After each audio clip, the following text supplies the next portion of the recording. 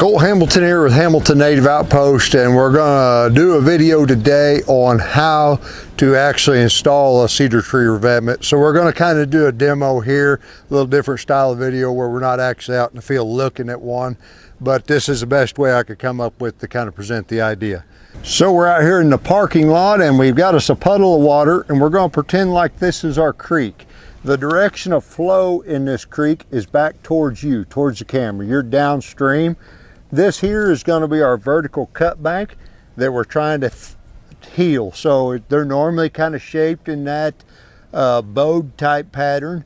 And what we're going to do is we're going to take this and we're going to pretend like this is our big tree upstream, high up on the bank. This is the tree that won't get washed out.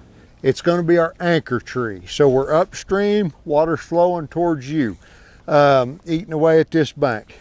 So this tree, obviously you won't plant yours, you'll go and find one. If there's not a tree out there for you to hook to that's suitable, you can take equipment, dig a hole, put an eco block down in that hole, one of those concrete blocks with a rebar handle. If I'm gonna put one down in a hole, I will not hook to the rebar. I go ahead and go through the rebar and wrap it around the block. I don't want that rebar pulling out, because if we lose this anchor, tree or eco block, we lose the whole deal. So we don't want that to give. So we're going to take our cable, nice orange string here, and lesson number one, make sure you got enough string to go the entire length of your project. So you need enough cable to go down the whole cut bank where you're going to put your cedar trees at. Bring this up here to the top, and we're going to use cable clamps in real life to cable clamp that to the tree. And this is going to dig into and cut into that tree over time as it grows. So just don't pick your favorite tree. That, you know, make sure you've got a good sturdy stable tree, sycamore, a well-rooted type tree. That way you don't lose your project, but it is going to permanently damage that tree. So then you want to start, these are going to be our cedar trees, and we would normally have them already cut. Doesn't matter if you do or not. And down here, staged out on the high bank side away from the water. And we're going to then take the equipment, because these are really big trees.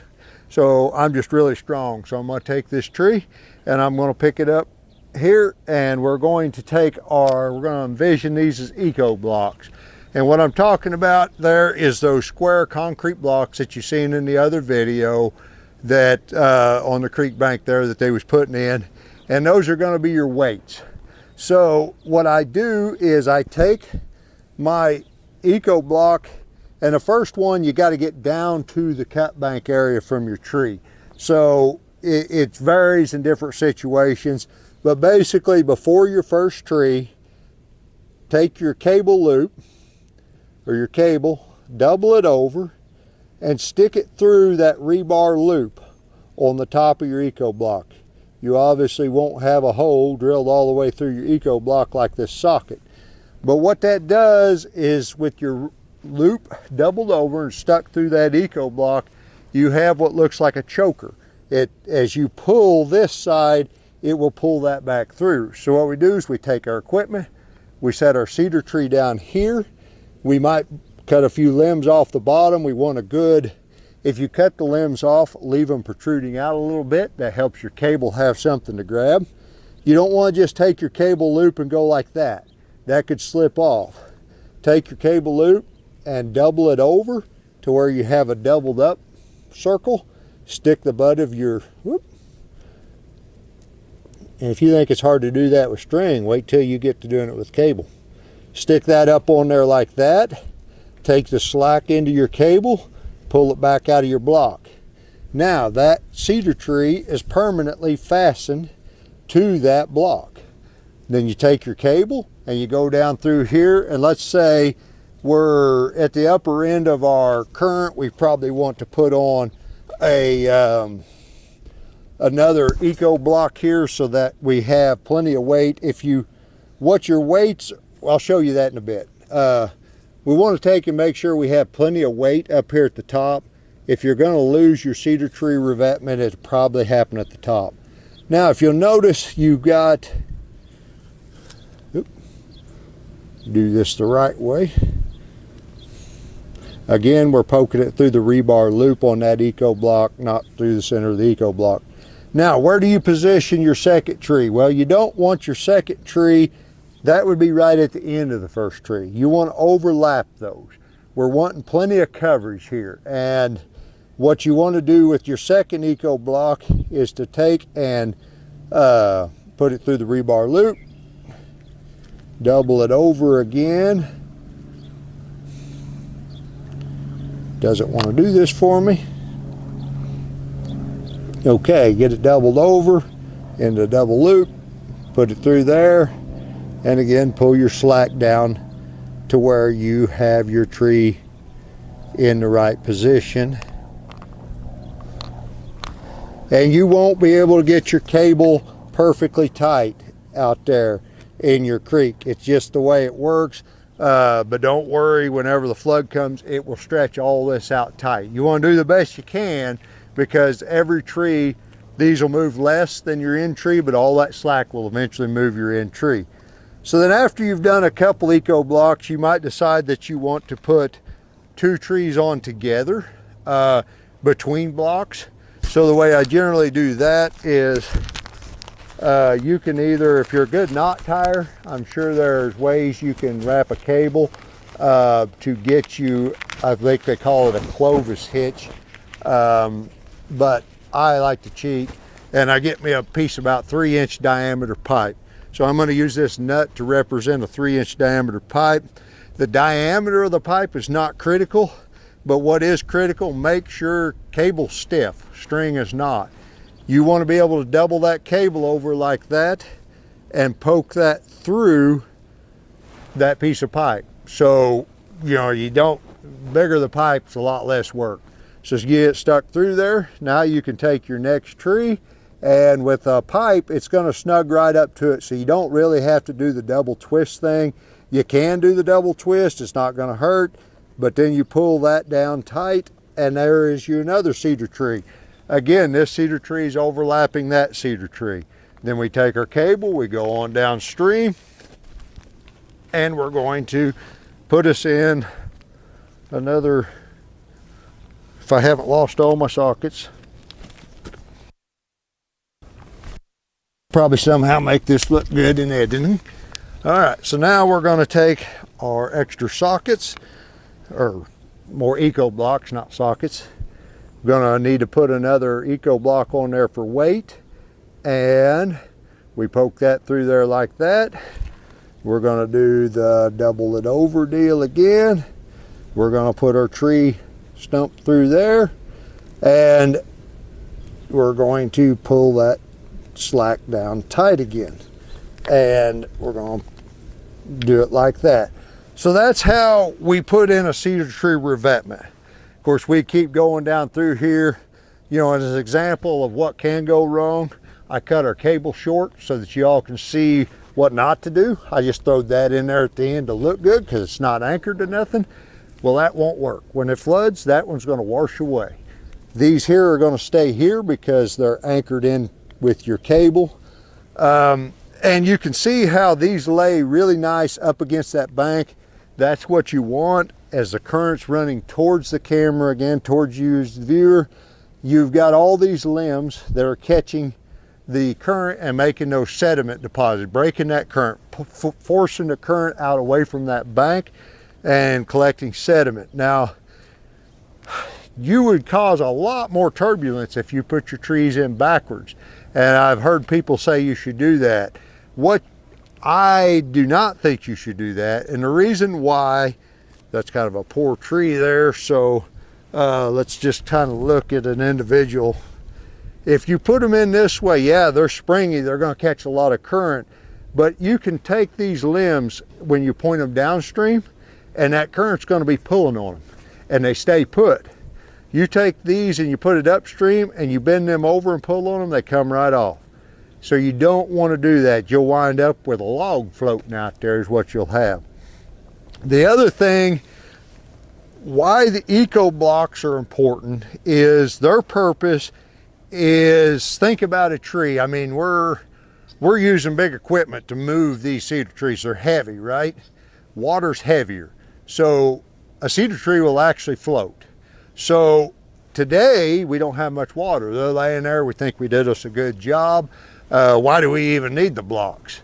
Well, the reason why is when the flood comes and that water gets up to where it's topping this bank or close to it, if you don't have the weight, the sinkers or the eco blocks, these trees will start to float up and float up. And what you don't want is eventually it will take your whole row of trees and it's going to flop them up over the top and roll them out into the field.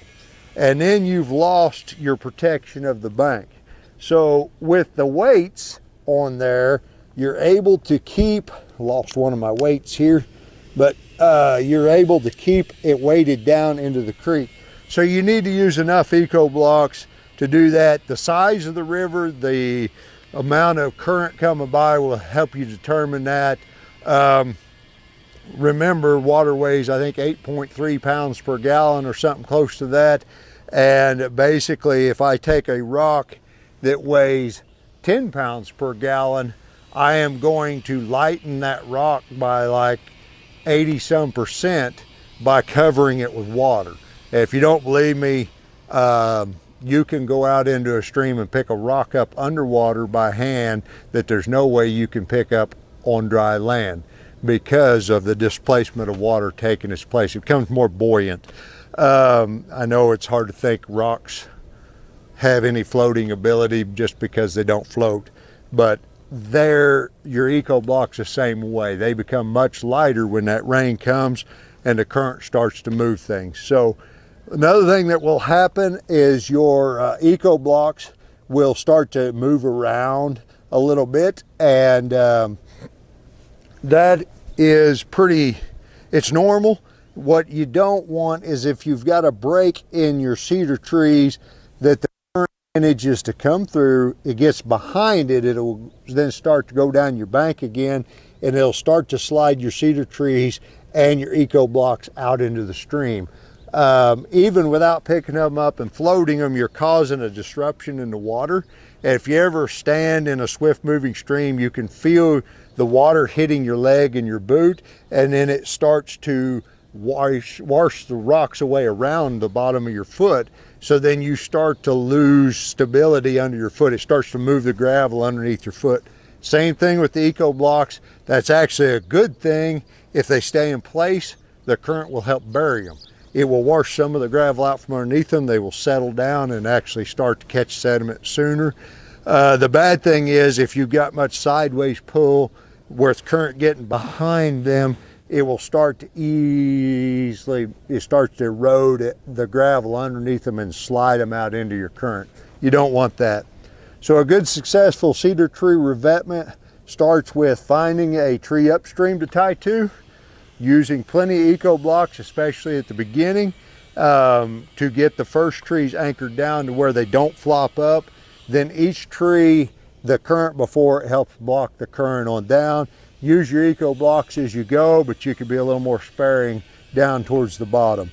Another thing I think is a good idea, on each cedar tree, I take and make me a half hitch or use another choker, and I try, you could also do this with cable clamps. It's a little bit difficult, so a lot of people don't like to, but I like to tie the top of my tree too, because I do not want this effect here.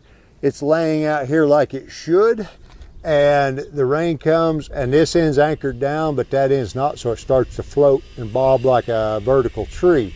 That will let the current come under your tree and get against your bank again. So I like to tie the tops of my trees down. I generally do that after I go through and do the butts. I will come through, get a little bit of slack cable. Sometimes you can take short pieces of cable that are left over from the end and just do a short run with some cable clamps up and around the tree and back. But I think it's worth tying the tops, just every little bit of protection you can get. So that's how you put in a cedar tree revetment. The new way, the old way was you would take your cedar trees, you'd line them up just like this. You would take what they call duckbill anchors, which is basically a pointy piece of pipe with one end closed, a cable attached in the middle. You would drive that back into the bank on a rod, pull the rod out, pull the cable, it would turn sideways in the bank, and that would be your anchor. You'd come out with that cable, attach it to your tree, top and then, or bottom and then the top, and then you do your next tree and your next tree. The problem here, particularly in the Ozarks, is there's a lot of gravel and rock in our creek banks, so it's hard to get the pipe drove in deep enough, and then it's also very unstable. So as in the sediment, it's not very stable to grip that pipe. So a lot of times when the force of the water gets to pulling on it, it will pull the anchor back out of the bank. Once you lose one tree, it's just like dominoes. That current will get inside and just rip the next one out and out and out. There's a lot of cedar tree revetments that are half revetments where they lose the bottom end. Kept the top, but lost the bottoms. Anyways, with this method, we've never had one get washed out. We've had a few where we had to go out and bring them back to the bank because they got pulled out. But once you get your blocks settled in, they should last for the life of the trees. This has been Colt Hamilton, Hamilton Native Outpost. I hope this video has been helpful and helps us do good land stewardship practices. Don't forget, after you do your cedar tree revetment, get vegetation in there. This is not a permanent fix. These will decay and rot away, and then you will have, if you don't get vegetation, you will lose what you've started. We at Hamilton Native Outpost make these videos to share the unique knowledge that we have gained from over 40 years of working with native plants as we raise and sell native grass and wildflower seeds. If you found this video helpful, we need your help to get the message out. Please subscribe, share, like, and comment.